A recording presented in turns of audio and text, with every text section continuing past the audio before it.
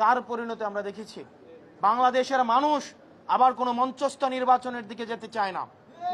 এবং বিএনপির আওয়ামী বিষয়ক সম্পাদক রয়েছেন অনেকেই, যারা আওয়ামী লীগ থেকে বেশি আওয়ামী লীগ।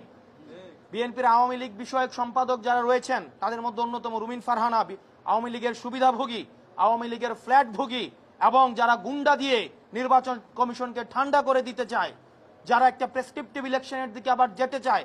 আমরা এই বিএনপির আওয়ামী বিষয়ক সম্পাদকদেরকে বলবো, আপনারা জনগণের পালসকে বুঝুন, 24 পরবর্তী জনগণের পালসকে বুঝুন, নতুবা আবার বাংলাদেশের সংকটের দিকে যাবে।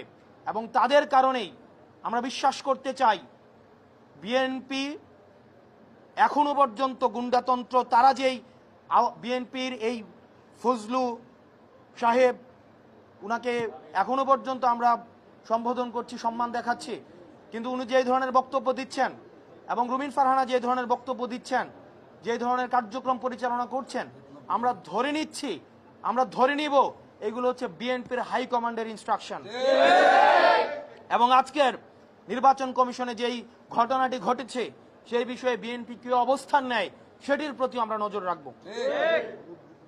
এবং পুলিশ ভাইরা যারা রয়েছেন, আমরা আপনাদের প্রতি আবেদন জানাবো, আপনারা দয়া করে ক্ষমতামুখী হওয়ার কোনো প্রয়োজন নাই।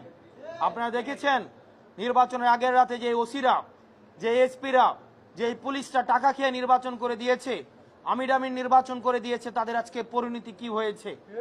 আপনারা জনগণের পক্ষে থাকেন, জনগণ আপনাদেরকে বাঁচাবে, কোন রাজনৈতিক দল আপনাদেরকে শেল্টার দিতে পারবে না।